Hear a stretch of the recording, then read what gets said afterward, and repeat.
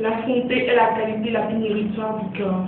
Eh bien, c'est sur cette citation de Aristote que nous allons entamer notre rubrique sur le jour avec le docteur Stéphane Abandounou, qui, je rappelle, est un médecin spécialisé dans le traitement des maladies respiratoires. Bonjour docteur, qu'est-ce que la fièvre typhoïde? La fièvre typhoïde est une maladie qui fait partie des maladies des messales, comme le choléra, qui est due à des bactéries, des microbes appelés des bactéries appelées des salmonelles. Qu'est-ce qui cause cette fièvre-là? La voie de transmission préférentielle, c'est la voie oropharyngée, c'est-à-dire c'est par l'intermédiaire des mains sales que nous nous contaminons. D'accord? Donc lorsque vous avez des mains qui sont souillées par des bactéries, vous ne vous lavez pas les mains, vous portez la main à la bouche. C'est de cette façon-là que vous allez vous contaminer. C'est la première voie. Mais il y a aussi, lorsque vous avez un aliment que vous devez consommer et qu'il y a une mouche qui a transporté le germe, l'a porté sur la nourriture que vous la consommez, en ce moment vous pouvez également contracter la maladie. Comment reconnaître une personne qui souffre de la fièvre typhoïde? Les symptômes de la fièvre typhoïde ne sont pas spécifiques à la fièvre typhoïde.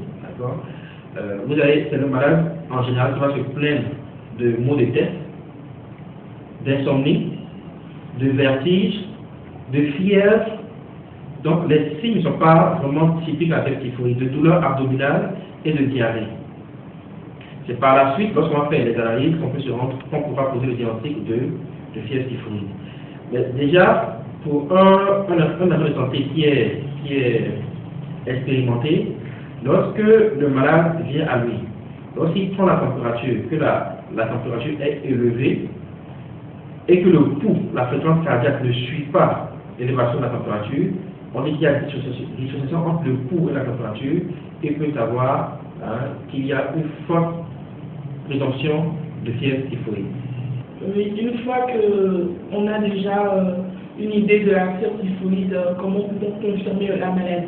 La confirmation de la maladie repose sur des analyses médicales. Il faut analyser les selles du malade, il faut analyser le sang du malade pour poser le diagnostic. Et une fois le diagnostic posé, en quoi consiste le traitement? Le traitement repose sur l'administration d'antibiotiques. D'accord? Vous avez un malade, une pathologie due à une bactérie du groupe des salmonelles. Il faut que le malade reçoive un traitement à base d'antibiotiques pour tuer ces bactéries-là. Alors, qu'est-ce qui se passe lorsque le malade ne se fait pas traiter? Le malade encourt des risques.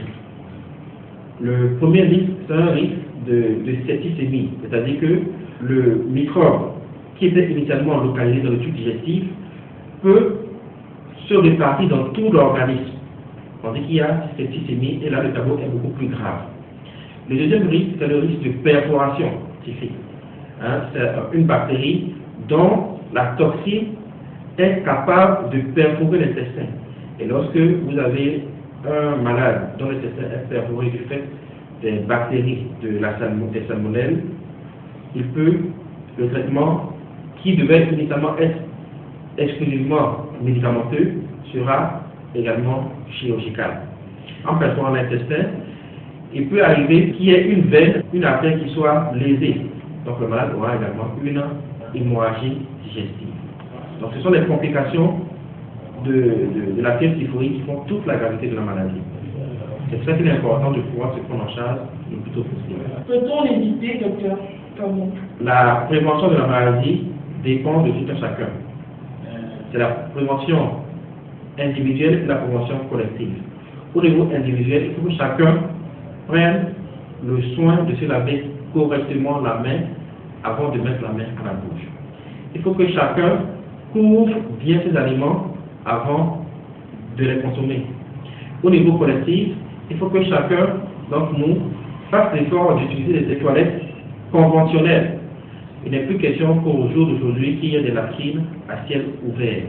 Il n'est plus question que les gens fassent leur défécation dans les sachets et qu'ils le balancent dans la rue, dans les caniveaux. C'est tout ce comportement-là qui est malheureusement à l'origine des maladies diarrhéiques comme le choléra et la fièvre typhoïde. Donc si chacun est consciencieux et adopte un comportement responsable, je pense qu'on pourra arriver à bout d'un certain nombre de maladies, notamment la fièvre typhoïde. Eh bien, merci docteur. Nous voici déjà à la fin de notre entretien.